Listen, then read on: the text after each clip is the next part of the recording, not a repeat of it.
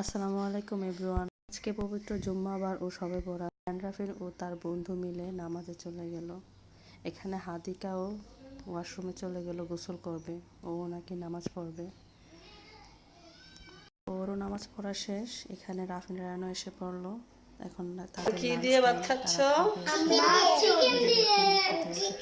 খাওয়া শেষে তারা একটু রেস্ট নিল, তারপর বাইরে খেলতে চলে গেল। আর আমি এখানে একটু চা বানাচ্ছি, বিকেলে সবাই মিলে একসাথে খাবো বলে। তো রাফিন, রায়ান, আমি সবাই মিলে একটু চেয়ার্স করে খেলাম। তারপর আমার আব্বু তাবারক নিয়ে আসছিল মাগরিবের নামাজ শেষে। তারা এসে বাইরে হলো, তারা নাকি পাস্তা খাবে। তাই তাদেরকে কাজে লাগিয়ে দিলাম, বললাম তোমরা মটরশুঁটিগুলো বেছে নাও। তো সে অনুযায়ী তারাও কাজ করছে। এদিকে আমার বড় আপু শ্যামে রান্না করছিল, যেহেতু সবাই বরাত একটু মিষ্টি খাবার না হলে না।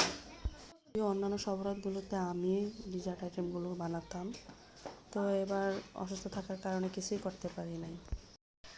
যেহেতু বাচ্চারা আবদার করেছে পাস্তা খাবে, তাই চলে গেলাম রান্নাঘরে পাস্তার আয়োজন রেডি করতে। আমি পাস্তা সিদ্ধ করে নিলাম, আর পাস্তা রান্নার জন্য বিভিন্ন সবজি কেটে নিলাম।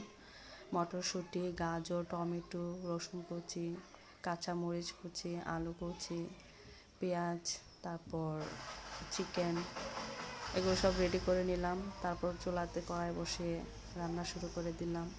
আর রাফিন রায়ানও চলে গিয়েছিল এশার নামাজ পড়তে। হাদিকা ঘুমিয়ে পড়েছিল।